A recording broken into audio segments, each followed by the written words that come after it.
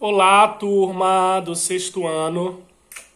Beijo para todo mundo. Como vão? Tudo bem? Fazendo as atividades, estudando em casa. Vejo que algumas pessoas participam e dão para a gente esse retorno. Então eu estou vendo quem está, tirando dúvidas e fazendo as atividades.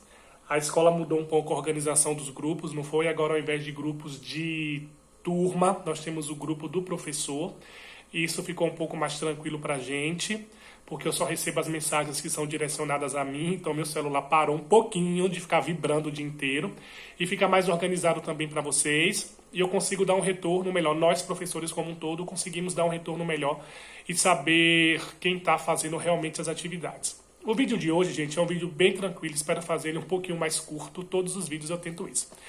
E a gente vai finalizar então esse último capítulo. A gente está aqui na página 41. Estão vendo aí? Onde nós vamos tratar sobre o planeta Terra. Nesse capítulo como um todo, a gente acabou discutindo a origem do universo, o sistema solar, os movimentos que a Terra faz, rotação, translação, e todas essas questões do planeta Terra em sua relação com o universo, com o sistema solar e com o Sol, que é essa estrela na qual nós orbitamos ao redor e muito importante para a existência da vida no nosso planeta, tá bom? Então esse é o finalzinho da nossa apostila, na pauta que eu vou postar daqui a pouco lá na sala de aula. Vou reforçar para que vocês façam todas as atividades que estão no intervalo entre as páginas 41 até a página 46, então são poucas atividades. As tarefas do final do módulo nós já fizemos praticamente todas. Então na próxima semana a gente corrige essas atividades, a gente finaliza essa apostila e aguarda a chegada das apostilas do segundo bimestre, que já nos informou que vão chegar agora em meados desse mês de abril.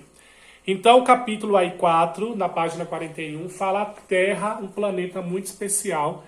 E tem essa imagem aqui muito bonita, do nosso planeta redondo.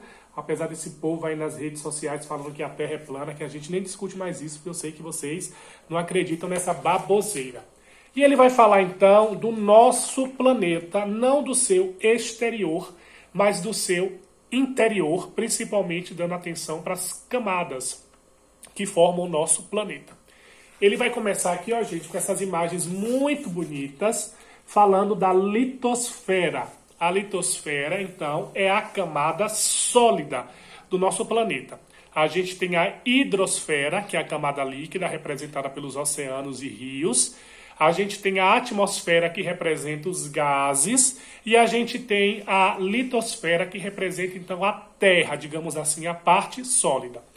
Muito tranquilo para a gente entender o interior do nosso planeta, que eu sei que você já sabe. É você olhar a estrutura de um ovo comum, ovo de galinha qualquer que todo mundo tem em casa.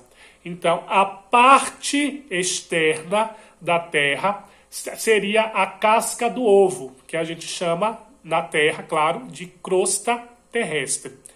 A clara, ou melhor, a clara exatamente, a transparentezinha, seria o manto da Terra, onde está o magma ainda em um estado pastoso, não necessariamente sólido, mas formado por rochas derretidas por conta da alta temperatura e da pressão no interior do nosso planeta, que não se resfriou completamente. A prova disso é quando ocorrem as erupções vulcânicas, onde há a expulsão desse magma em temperaturas altíssimas, essas rochas incandescentes, ou seja, pegando fogo. Então, para vocês entenderem, só fazer uma associação entre a clara, né? Depois que a gente sai dessa crosta terrestre, dessa casquinha do ovo, que é bem fininha, o que é que a gente encontra no interior do ovo? A clara. No interior do nosso planeta, a gente encontraria, então, essas rochas derretidas em uma situação ainda pastosa, digamos assim. Isso aparece muito bem aqui, nesse nosso infográfico, nessa nossa imagem. Agora, diferentemente do ovo, ele apresenta o manto superior e o manto inferior, ok? Antes de chegar ao núcleo da Terra, que no caso do nosso experimento seria representado pela clara. Então, existe aqui a camada da Terra que é bem fina. O que é que isso significa quando a gente compara isso em relação ao ovo? A casca do ovo é muito fina em relação à clara e em relação à gema, concordam? Então isso representa que a crosta terrestre, o solo, ele é muito fino em relação a quem? ao manto e ao núcleo da Terra. Então, se vocês imaginarem isso aqui como um ovo, a casca seria a crosta, a clara seria o manto superior e o manto inferior, e lá dentro estaria o núcleo, onde se encontrariam as temperaturas mais elevadas do nosso planeta. Tudo isso aqui, gente, não está estático, não está parado. Isso aqui se encontra em contínuo movimento. A prova disso são os movimentos tectônicos e o vulcanismo do nosso planeta. Vocês sabem que a crosta terrestre ela não é inteira, ela é formada por placas tectônicas e o movimento interno dessa massa incandescente é que vai trazer o quê? Os movimentos tectônicos, os maremotos, os terremotos e os vulcões que assolam o nosso planeta, principalmente nas áreas de fronteira, onde uma placa encontra-se com outra. Então, esse movimento pode ser convergente, quando elas caminham para o mesmo local. Podem ser divergentes, quando essas placas se afastam. E pode ser que uma sobreponha-se à outra. E aí, nesses movimentos, vão surgindo, então, os maremotos, os terremotos, os vulcões. Isso que vocês já sabem também.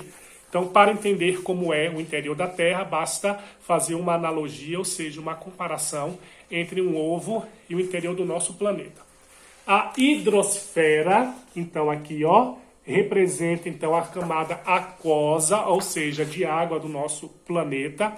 Vocês sabem que o nosso planeta tem 70% de água, 98% dessa água é água salgada e imprópria para o nosso consumo, e 2% representa a água doce, sendo que maior parte dela está nas geleiras e a menor parte, evidentemente, nos rios e nos lençóis freáticos.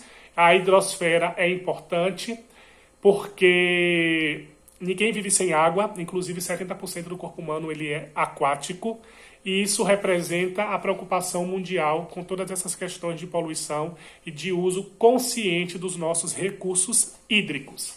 A gente tem aqui a atmosfera, onde a gente vai ver os gases que compõem a atmosfera, que compõem essa camada de ar, né, que é chamada de atmosfera. Isso é muito importante para o nosso planeta, gente, inclusive porque a vida só surgiu no planeta Terra porque a gente tem essa camada de gases que vão causar e vão trazer um fenômeno muito importante, que é o chamado efeito estufa, que muita gente acha que efeito estufa é causado por poluição. Na verdade, não é. O efeito estufa é um fenômeno natural do nosso planeta e está muito relacionado à regulação térmica, tá bom? Os outros planetas do sistema solar, eles não possuem atmosfera, então as temperaturas são muito elevadas durante o dia e muito reduzidas durante a noite. Então isso dá uma diferença entre a máxima e a diferença entre a mínima, que eles chamam de amplitude térmica. Então durante o dia pode fazer 800 graus e durante a noite fazer 300 negativo. Então seres vivos não conseguem viver em locais onde a gente tem essa grande amplitude. Aqui na Terra, por conta da atmosfera, existe o efeito estufa, e as amplitudes térmicas não são tão elevadas. Mesmo no deserto, por exemplo, onde você pode ter 50 graus durante o dia e 20 negativos durante a noite, observe que o deserto é um local onde tem poucas espécies de animais, poucas espécies de plantas. Por quê? Porque os seres vivos não conseguem resistir a essas condições tão inóspitas. Então, o efeito estufa causado pela atmosfera terrestre traz esse equilíbrio nas temperaturas do nosso planeta, por isso que aqui surgiu a vida e não surgiu em outros planetas do nosso sistema solar. Qual é o problema do efeito estufa? É que ele vem sendo potencializado pela poluição, pela emissão dos gases tóxicos dos carros, pelas fábricas, e isso tem elevado a temperatura do nosso planeta.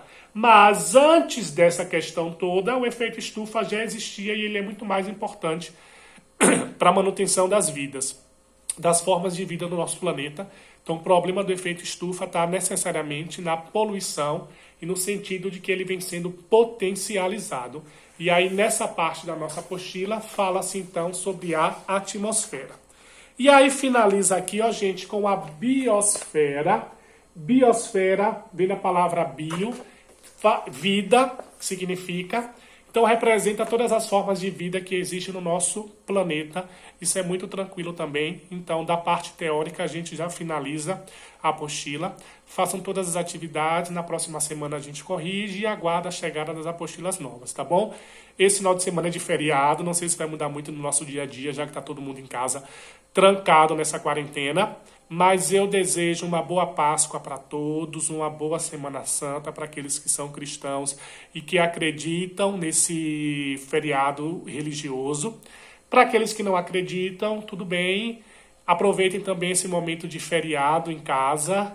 Eu sei que vai ser uma Páscoa atípica, talvez com menos chocolate, com menos festa, com menos comilança em casa, mas todos os momentos são importantes e a gente tem que aprender a aproveitá-los da melhor maneira possível, tá bom? Então, saudade de todo mundo, beijo e participem lá no grupo, tá bom? Podem fazer perguntas à vontade no horário de plantão, tô aqui para ajudar todo mundo. Tchauzinho.